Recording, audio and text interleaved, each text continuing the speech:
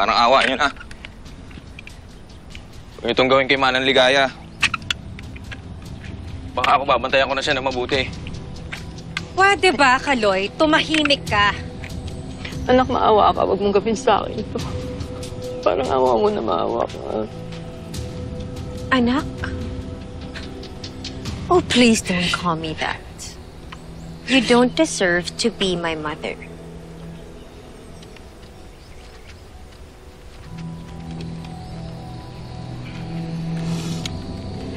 Hindi ikaw ang tinatawag kong anak.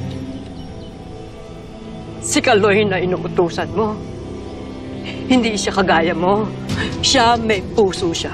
Napipilitan lang siyang sundin lahat ng inuutos mo, demonyo ka. Demonyo ka. Tanda mo to, kahit kailan hindi na kita tatawaging anak.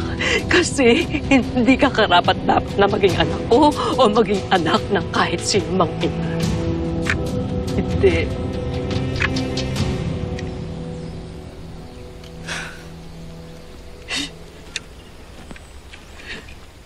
Anong sabi mo?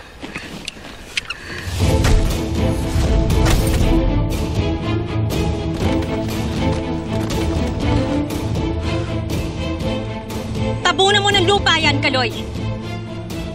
Ayoko, ma'am. Parang hindi ko kaya. Pwede ba? Ngayon ka pa talaga makukonsensya, Kaloy? Gusto mo ba ibalik kita sa kulungan? Wanted ka, diba? Kayang-kaya kitang ibalik doon hanggang sa mabulok ka doon. Tingnan natin ngayon kung anong mangyayari sa nanay mong nasa ospital ngayon na wala nang magbabayad sa bills niya. Samahan niyo, ma'am. Oh, shut up. Sarili niyong ina. Pwede ba? Tigilan mo na yung mga drama mo, Kaloy. Just finish your job. Bukas na bukas, magta-transfer ako ng 1 milyon sa bank account mo. Okay na? Go. I need to go.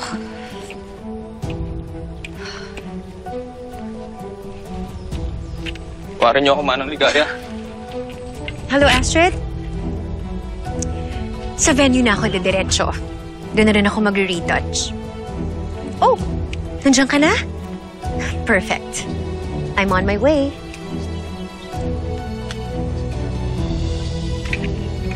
Finish your job, Kaloy!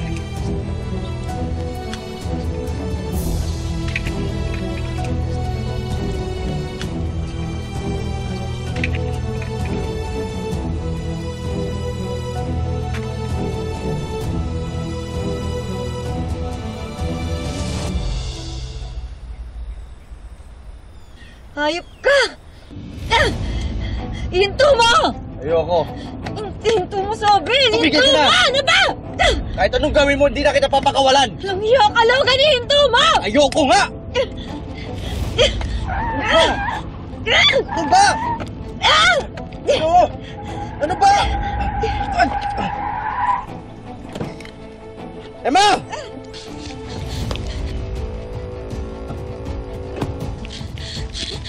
Kuya! Kuya, tulungan mo ako! Ano ba nangyari? Tulungan mo! Sir, saglit na, sir! Ano ba nangyari? Problema mo? Problema mo, ha? Sir! Ang tumakas ka naman! Ano ba? Emma!